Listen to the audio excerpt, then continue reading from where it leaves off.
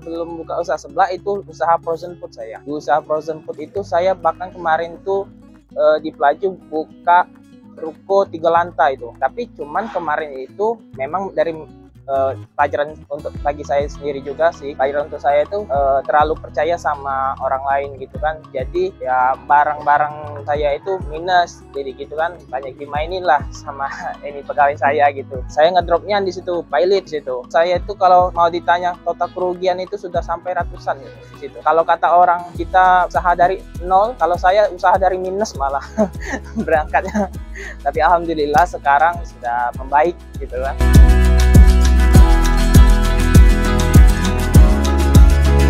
Assalamualaikum warahmatullahi wabarakatuh.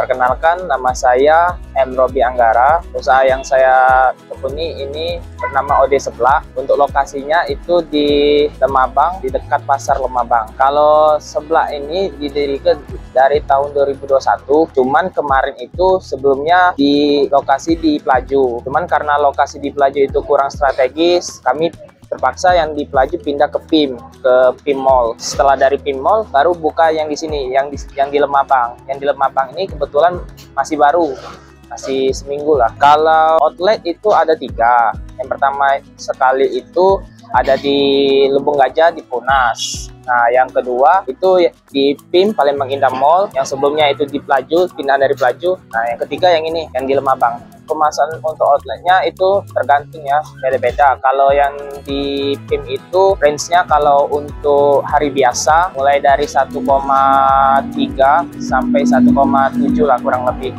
Kalau weekend dari 1,9 sampai kurang lebih 2,5 atau sampai 3.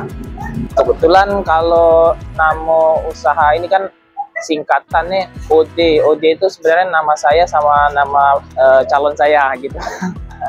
Nah, modal awal. Kalau untuk yang di Lemabang ini, aku untuk modal awalnya dari bahan sama sewa ruko itu kurang lebih 25-an. Kalau yang di Palembang Indah Mall, otomatis karena dia mall kan, jadi modalnya lebih besar. Tuh kalau di mall itu aja sewa per bulannya itu 8 juta untuk sewanya aja itu. Kalau menu andalan sih variatif ya Kak. Dia kalau saya bilang rata-rata itu hampir semuanya sama, suka semua orang itu. Cuman kami juga melihat pasar. Misal contoh sekarang nih lagi musim di Seblak-Seblak itu ada topping rajungan. Nah, jadi kami mengikuti yang lagi musim kan, lagi viral, jadi kami masukin topping rajungan juga gitu. Nah, alhamdulillah sih peminatnya banyak gitu. Kalau cerita awalnya itu sebenarnya awal pertama kali calon saya itu kan senang seblak, suka seblak gitu. Nah, saya nih awalnya malahan nggak suka seblak, cuman saya ditawari terus, jadi lama-kelamaan senang juga akhirnya.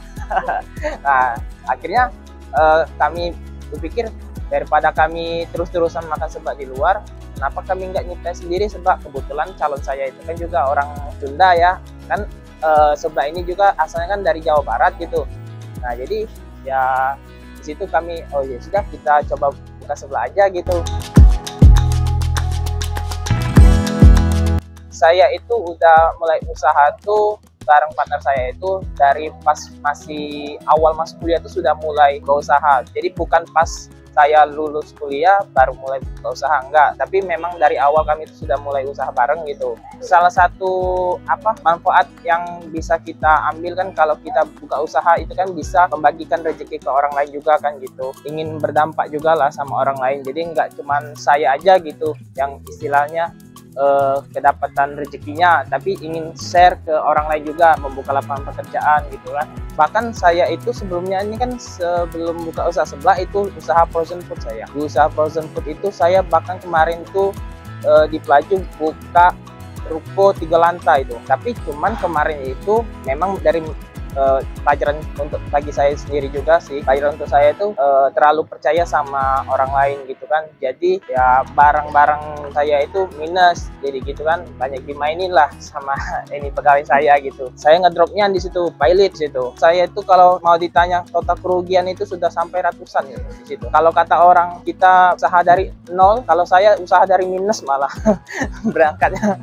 Tapi alhamdulillah sekarang sudah membaik gitu kan. Nah, kebetulan kemarin kemarin itu waktu sebelum kami buka seblak ini, kami kan survei ya seblak yang di Palembang ini gimana gitu. Setelah kami perhatiin kok ada yang kurang gitu menurut lidah kami. Entah dari bumbu rempah-rempahnya gitu kan, gatel kan, yang mana kalau kita buka seblak dengan full rempah gitu kan, yang benar-benar istilahnya itu mendekati seblak yang dari tempat asalnya gitu, maksudnya tuh lebih terasa kencurnya, rempahnya gitu. Kita nggak pakai bubuk-bubuk untuk cabenya, bubuk cabe nggak pakai yang bubuk-bubuk itu, jadi full benar-benar dari tanamannya. Saya ini kalau bisa kita itu bisa bermanfaat sama orang lain. Kita hidup ini juga ada berdampak sama orang lain gitu. Jadi kan ada istilah sebaik-baik manusia adalah yang bermanfaat bagi orang lain. Saya juga ingin memberikan kontribusi lah ke masyarakat kan, yang ingin membutuhkan lapangan pekerjaan gitu kan. Kalau ditanya sumber inspirasi, sebenarnya ya balik lagi awal mula sebelum saya buka seblak itu kan saya melihat untuk seblak di Palembang ini kurang mendekati seperti seblak aslinya yang di tempat asalnya gitu. Berhubung belum ada yang memang seblak yang mendekati aslinya, jadi saya berinspirasi gimana kalau saya buat yang memang seblak seperti tempat aslinya berasal gitu kan. Kalau dari 2021 bedanya, pertama kalau 2021 itu kan itu pasca Covid ya. Nah, jadi bisa dibilang benar-benar sulit sih masa-masa di situ untuk mulai usaha gitu. Cuman balik lagi kita di sini kalau mau usaha memang harus pintar-pintar mencari peluang. Kalau untuk mengatasi problem yang ada di usaha itu kan macam-macam ya Kak. Problemnya biasanya ada dari pegawainya yang kurang jujur. Nah, contoh misalnya dari pegawai yang kurang jujur itu kami ini mainkan hitungan stok gitu. Jadi misalnya ada pegawai yang bermain, tanda kutip, kami bisa tahu nih misalnya stoknya minus atau enggak gitu. Soalnya memang ya sebelum saya buka seblak ini kan saya buka frozen food yang tadi, dan saya belajar dari kesalahan saya itu terlalu percaya sama orang lain itu juga nggak baik gitu. Jadi lebih baik kita mencegah gitu. Bagian yang disenangi dari berwirausaha itu ya saya jujuran dari saya pribadi, pertama yang pasti perihal finansial ya, itu yang pertama. Yang kedua, saya ini tipe orang yang istilahnya kalau senang bareng-bareng gitu, senangnya nggak sendirian gitu. Jadi kalau saya ada rezeki, kalau bisa saya bisa berbagi sama yang lain gitu maksudnya. Menurut saya pribadi dalam berwirausaha dimanapun apapun usahanya, kita memang dituntut untuk selalu bisa melihat market gitu, melihat peluang. Jadi kalau misalnya teman-teman melihat ada suatu peluang, jangan ragu, lakukan aja dulu. Jangan kebanyakan mikir, ujungnya nggak jadi, tapi langsung aja lakukan gitu. Kalau untuk promosi strategi itu kebetulan kami aktif di media sosial gitu. Kami juga buat konten juga di media sosial kami, terus juga mengundang influencer Palembang untuk ya endorse gitu kan namanya. Nah, pelanggan tuh dimana kita berbisnis memang kita dituntut selalu harus mendengarkan apa keluhan pelanggan gitu. Jadi balik lagi itulah salah satu kegunaan dari aktif di media sosial. Jadi kita kan bisa lihat tuh apa pendapat pelanggan, masakan kita tentang wirausaha kita gitu kan, apa ada yang kurang atau yang enggak. Kalau ada yang kurang kita perbaiki gitu. Biasanya kami di media sosial itu juga bikin polling misalnya pollingnya tingkat kepuasan terhadap makanan yang kami sajikan sebelah ini dari 1 sampai 10 berapa gitu kan. Jadi di situ kami bisa ngelihat nih rata-rata nilai yang dikasih mereka tuh berapa gitu. Kalaupun misalnya nilainya rendah berarti ada yang salah nih gitu kan. Tapi kalau misalnya nilainya tinggi, alhamdulillah kami pertahankan gitu. Tapi untuk sejauh ini alhamdulillah aman-aman saja sih. Yang pasti kalau berwirausaha itu jangan takut untuk melangkah. Jangan terlalu memikirkan bagaimana ini. Ujung-ujungnya nggak jadi gitu. Kita memang perlu selagi kita melangkah itu sambil memikirkan apa strateginya gitu. Tapi maksud saya jangan terlalu hanya bertanya-tanya gitu kan. Tapi juga dilakukan actionnya gitu. Dan namanya usaha juga kita tak bisa harus untung gitu. Kita harus juga siap terima resiko gitu.